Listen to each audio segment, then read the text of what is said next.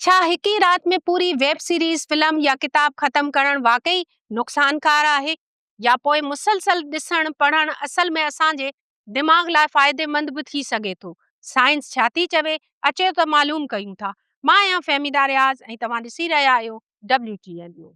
नाज़रीन, आम तौर ते केतिरा ई कलाक मुसलसल ड्रामा या सीरीज़ ॾिसण वक़्त जो ज़ियान, सुस्ती या ज़हनी थकावट सां जोड़ियो वेंदो आहे। पर हाणे हिकु नई तहक़ीक़ हिन तसवुर खे चैलेंज करे छॾियो आहे।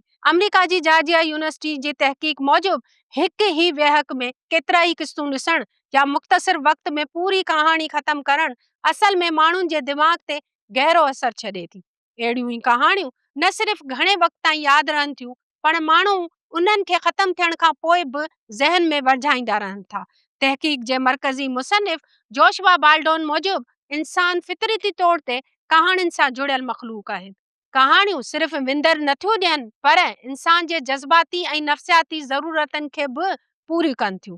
तहक़ीक़ में हिकु दिलचस्प नफ़्सियाती तसवुर जो ज़िक्र कयो आहे, जंहिंखे RII चयो वेंदो आहे। सादा लफ़्ज़नि में उन्हनि जो मतिलबु इहो आहे त का कहाणी ख़त्म थियण खां पोइ बि इंसान जे ज़हन में ज़िंदा रहंदी आहे। यानी तव्हां बार बार कंहिं सीन बाबति सोचींदा आहियो, कंहिं किरदार लाइ जज़्बाती महसूस कंदा आहियो, या पंहिंजे ज़हन में कहाणी जो ॿियो अंजाम ठाहिण लॻंदा आहियो। कॾहिं सोचियो आहे त माण्हू हिकु ड्रामो ख़त्म थियण खां पोइ केतिरनि ई ॾींहंनि ताईं उन जे किरदार बाबति ॻाल्हियूं छो कंदो रहंदा आहिनि? या वरी छो कुझु माण्हू ख़याल दुनिया में पाण खे शामिल करे तसवुराती ॻाल्हियूं कंदा रहनि था? तहक़ीक़ मूजिबि उहो ई RII आहे। माहिरनि मूजिबि जेकी माण्हू मुसलसल ॾिसनि था, उन्हनि में उहो रुझान वधीक मज़बूत हूंदो आहे। ख़ासि तौर ते उहे माण्हू जेकी कहाणियुनि खे हक़ीक़त खां आर्ज़ी फ़रार या जज़्बाती सुकून तौरु इस्तेमालु कंदा आहिनि।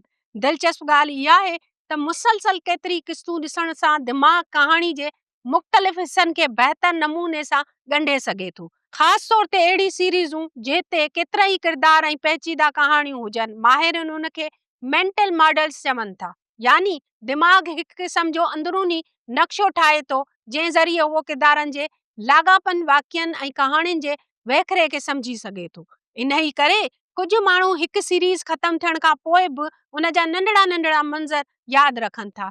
तहक़ीक़ में इहो बि साम्हूं आयो आहे त ताक़तवर कहाणियूं इंसान जी सोच खे वधीक मुतहरिक कनि थियूं।